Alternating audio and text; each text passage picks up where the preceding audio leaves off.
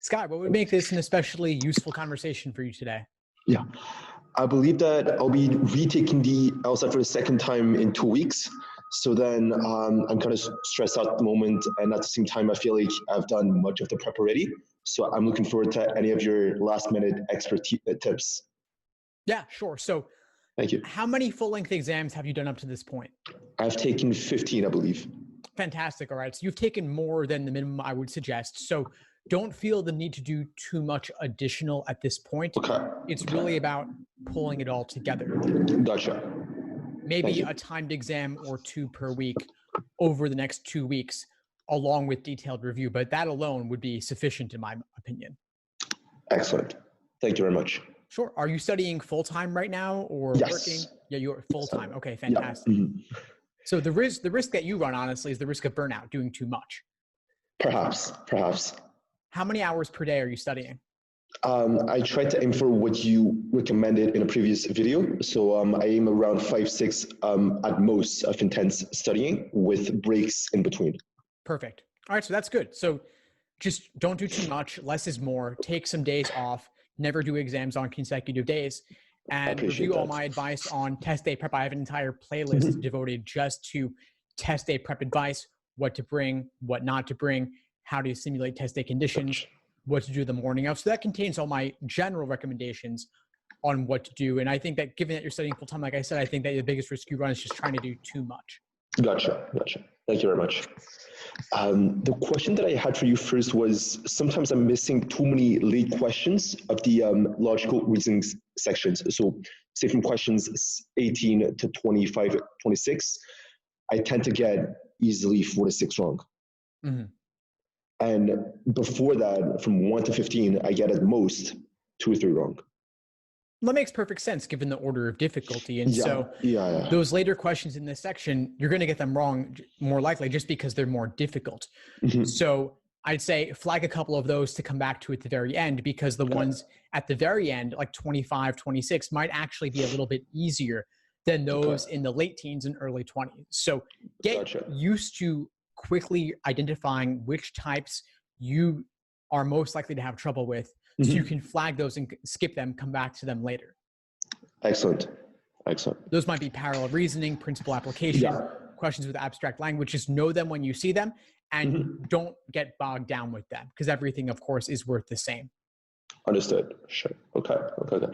And before that, say that there's many quantifiers such as most, not all, some, and so on. So in what context would those words be helpful, and what context would those words be clearly red flags of the wrong answer?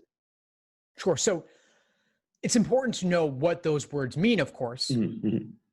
And I have articles and videos on this. Assuming that you know what they mean, I think that they're useful because, think, for example, parallel reasoning. Mm-hmm. You want things that are of equivalent meaning. So the word some and the word most don't mean exactly the same thing. There's room for overlap, of course, but I would pay special attention to those words because they do mean a lot. They can limit or expand the scope of what they're talking about. Those are quantifier words, in a way, actually qualify or limit the range of what they're talking about. Okay. So I would definitely pay special attention to them. Gotcha. Another way in which they can come up is related to how strong they are. So for more question types that want more moderate language, like inference questions or necessary assumption questions, you'd want to gravitate towards words on the lower end of that spectrum. Rather that it's harder to prove most or all than it is to prove some or many, because some and many are vague and could potentially be just a few. Fair enough. It's easier to prove moderate quantifier words than more extreme quantifier words. But for a strengthening question or a sufficient assumption question, it could be all. It could be most. That's totally fine, because they're opening the door to new information. Doesn't matter how strong it is, as long as it gets the job done. Gotcha. Thank you, Steve. Sure. As a follow-up of this, I think that I have a question for you on general inference questions for RC and LR. So sometimes I find those questions a little bit too vague or like hard to infer something specific. Do you have any general tips as to how to better approach those kind of questions in both RC and RLR? Well, in our reading comprehension specifically, process of elimination is your friend. The correct answers are very often worded in unappealing ways, ways that you would not necessarily pre-phrase yourself. So I would look to knock out the ones that you know for certain to be wrong, then whatever remains, even if you don't love it, by elimination, must be your answer. And as part of your review process, as an exercise, go back always and find the exact line references supporting the correct answer, so that you can see how they twisted what was in the passage and rephrased it in, again, an unappealing way. So it's a process of exposure to get better at that. Then for logical reasoning inference questions, like I said, gravitate towards the more moderate language because it's more provable based upon the stimulus than more extreme language would be. And so, of course, quantifiers are one thing, but the degree of certainty in the conclusion as well could be an indicator. So always, never, sometimes, most of the time. That degree of certainty in a way is also a it's a number, it's a quantity, because it's the quantity percentage of how likely something is to be the case. So look for that as well. Again, more moderate is more likely. But the correct answer for an inference question could be a variety of things. It could be a combination of two different parts of the stimulus, or it could just be a paraphrase of one particular sentence, and the rest of the stimulus was in a way just filler to make the other choices seem more appealing. Absolutely. Okay. Thank you for that. Sure. As a follow-up of this, sometimes I feel like for the first section, for the very first questions, I might be not as focused yet. Do you have any general recommendations as to how to be better, like awoken, I believe, right from the bat and get going straight up instead of building up some momentum per se? Yeah. So this comes back to test day prep, doing warm-up questions before you walk in. Okay. So bring some printouts or photocopies of questions you've done before and feel comfortable with. Not too much, just a single game or a single passage or a handful of logical reasoning questions, things you've seen before and are totally comfortable with, so that the first questions you're doing when you walk in are not actual scored LSAT questions. You have to toss them before you enter the test center, but you can do them in the lobby or the rating room or a coffee shop around the corner or in your car, whatever your circumstances are. Just do them right before you enter at the last possible minute, because there may still be some time while they're setting everything up before you actually start. Perfect. Thank you. Sure. So just in case, I also do think to test in January as well, because I'll be taking it in November and January then. Do you recommend me applying in December anyways, and then wait for my score in January as well?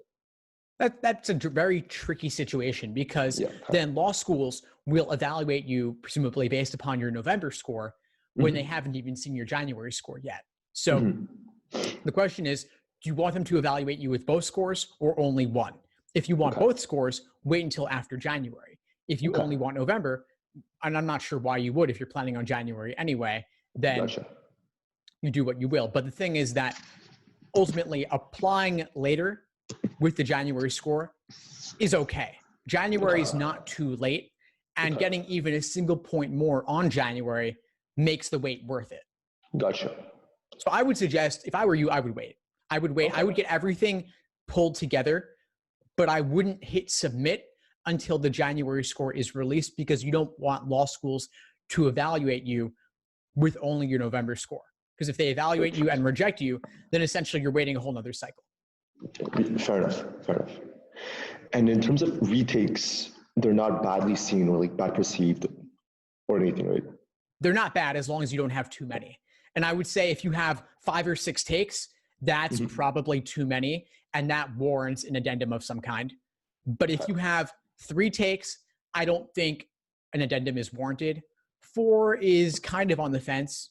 You may want to write an addendum based on your circumstance, but ultimately the question is, were you taking all 4 in consecutive months, in which case they might question your judgment, or are they spaced out over a longer period of time? So let's say if you took September and October and November and January, which actually isn't allowed anymore under the new retake limits, but theoretically, if you took them back to back like that, they would say, this person just keeps taking it over and over. They don't know what they're doing. But if you took 2 per year over the course of 2 years and they were all spaced out, they'd say this person is busy with work. They studied a bit more. But as long as you're studying and prepping for a decent chunk of time in between multiple retakes, that won't necessarily raise any questions of judgment. How many takes do you have? 1. Then you have nothing to worry about. Gotcha. I think that I also had a question for the role of statement questions. So I find those questions sometimes weirdly worded and really complicated to approach. And I always tend to focus on the conclusion first, but even then, sometimes the answer choices are slightly confusing. Do you have any general approaches on this? Sure. Yeah, so the answer choices for role of statement questions will often use abstract language. And so as an exercise, what you could do, especially as you move forward for your retake in January, is just do several questions involving abstract language only. Those could be role of statement, they could be flaw. Those types of questions often involve the abstract wording that you don't typically see in everyday life. And so look up all the words and phrases that you don't understand, that you're not familiar with, so that if you do come across them again, you'll know what they are. But basically, I think it comes down to evidence, conclusion, sub-conclusions, and then counter premises. Most things fall within one of those categories. And so if you recognize that not all arguments are just evidence, conclusion, there could be other stuff in there too, and you recognize that they could have multiple layers, then you'll be better able to relate the correct choice to what you see in the stimulus. Gotcha. And also, as an exercise, you could see for the wrong answer choices, how might they be tempting, and how do they relate to other parts of the stimulus, the ones that were not the statement in question. Absolutely. Thank you, Steve. Sure. Last question, I believe. In terms of the RC passages, sometimes I find the science-based passages much more challenging. And even though I tend to try to focus on why this part is connected, this part, I find it difficult to judge a part compared to different ones, because if you don't quite understand what's going on, it's harder to see the function of the whole passage, I believe. So do you have any tips on that? Sure. Yeah, I think that science passages in general can be a lot harder, especially for pre-law students. I'd focus not so much on the details as just the author's opinion. Focus on that alone as your jumping off point. Okay. And obviously it can be tough to see the different pieces of different roles that different statements play. Again, this comes back to role of statement, like in logical reasoning. What is the function? Why did they say this? What purpose are they trying to achieve? And so if there is some initial statement that the author is then arguing against, you might want to see, are different pieces of evidence serving to attack the prior viewpoint that the author disagrees with, for example. But I would try to caricature or exaggerate the different viewpoints in the passage to make them easier to understand. Again, not getting too bogged down in the details. Like you could have old versus new, or incomplete versus more complete, or good versus bad, whatever it is. Gotcha. I think those were the questions that I pretty much had for you. Do you have any last minute or general tips for all 3 sections or for prep day whatsoever? One last idea that comes to mind is that since you are going for both November and January, is make sure that you save a handful of recent exams for January. So I'll often say, do the even numbered ones now in the 80s, for example, and save the odd numbered exams in the 80s for the January retake. Don't burn through everything new now, because then you won't have much to use for January that's recent. And in January, to me, if you're planning on both, then November seems to be more of a dry run where you could do decently. But if you're already planning on January anyway, that's the real end date in my mind. Okay. So that comes down to the point where why even take November? You could consider, if you're not close to where you want to be, withdrawing for November and shooting for January instead, just to avoid having an unnecessary take on your record. Okay. But let's talk. We can take a few minutes to talk about this if you like. I mean, Sure, what's the reason to go for November if you also have January in mind? Because even recently, I was debating between that and what a friend of mine told me was he was in the same boat and he chose to take both because in his mind stated he was aiming for 165. He'd rather have 2 chances of getting there instead of only maximizing your stress on January.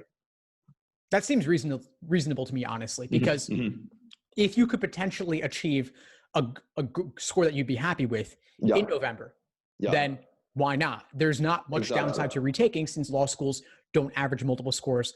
They only take the highest. This is only if you think you have a decent shot at getting it in November, but you may. Let's say if you're, what's your practice test average right now? 162. Good. And you're shooting for 165 plus? Ideally, yeah. Okay. So that's reasonable. I mean, that's a reasonable goal to shoot for, especially for January. But even for November, there's a margin of error, a score band of 3.5 points on each end. So you could potentially get 165, even if your average is a 162. You might. And if not, no big deal because you're retaking January anyway. So that seems like you're going about it for the right reasons. And I think you're set up for success here. And just do everything you can for January, make the most of the holiday period, the winter break, to take some more exams and focus more on your review, of course. So you believe that that 3-point increase would be mostly down to my process of reviewing and my critical thinking based on the skills that you just talked about? Yeah, based on the level of detail in the questions that you're asking me and the fact that you're already in the 160s, that suggests to me that you already have a good foundation in the basics of this exam. And as you said, you're getting tough logical reasoning questions wrong just because they're hard. It's not about the question type anymore.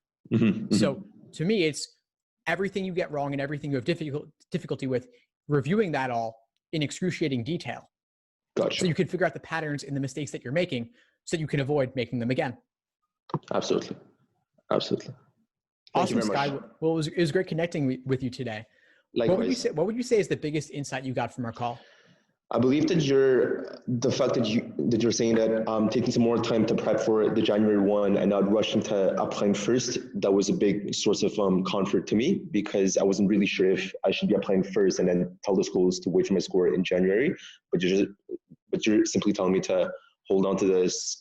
Don't be too stressed out about that. And 1 point can make a huge difference. So might as well take more time to prep and then hopefully get a better outcome.